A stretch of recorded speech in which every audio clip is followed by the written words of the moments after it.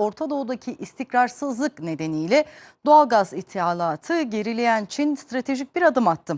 Enerji güvenliğini sağlamak için rotayı Türkmenistan'a çevirdi. İki ülke dünyanın ikinci büyük doğalgaz yatağı olma özelliğini taşıyan Galkınış gaz sahasını birlikte geliştirecek.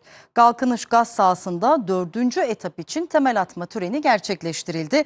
Ayrıntıları alacağız biz de. TRT Türkmenistan temsilcisi Uğur Sami Gezer karşımızda. Biz de son notları Uğur Sami'den alıyoruz. Karakum Çölü'nde Galkınış gaz sahasındayız. Türkmenistan'ın enerji üssündeyiz. Bir süre önce burada önemli bir atım atıldı. Sahanın 4. fazı için temel atma töreni yapıldı. Törene Türkmenistan Halk Konseyi Başkanı ve Türkmen halkının milli lideri Gurbanguly Berdimuhamedov ile birlikte Çin Halk Cumhuriyeti Başbakan Yardımcısı Ding Xuexiang katıldı. Bu katılım iki ülke arasındaki enerji işbirliğinin üst düzeyde sürdüğünü bir kez daha ortaya koydu.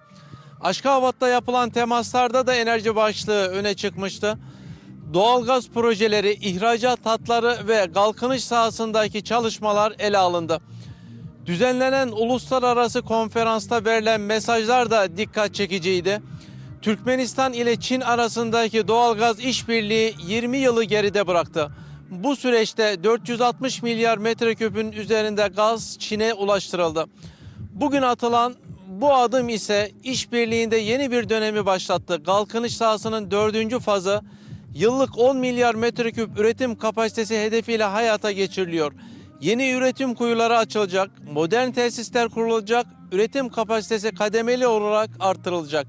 Bu proje sadece bir üretim yatırımı değil, aynı zamanda uzun vadeli enerji güvenliğinin önemli bir parçası. Çin tarafı da işbirliğini genişletme kararlılığını vurguladı. Doğalgazın yanı sıra yenilenebilir enerji, teknoloji ve altyapı yatırımları gündeme geldi. Öte yandan iki ülke arasındaki işbirliği farklı alanlarda da yayılıyor. Ticaret, lojistik ve teknoloji alanlarında yeni adımlar planlanıyor. Türkmenistan'ın Büyük İpek Yolu'nu canlandırma projesiyle Çin'in tek kuşak, tek yol girişimi arasındaki uyum bu ortaklığı daha da güçlendiriyor. Verilen mesajlar net, karşılıklı güven sürüyor, stratejik ortaklık derinleşiyor ve burada atılan bu temel önümüzdeki yılların enerji haritasında belirleyici olacak. Gelişmeleri aktarmaya devam edeceğiz diyelim. Sözü Karakum Çölü'nden yeniden merkeze bırakalım.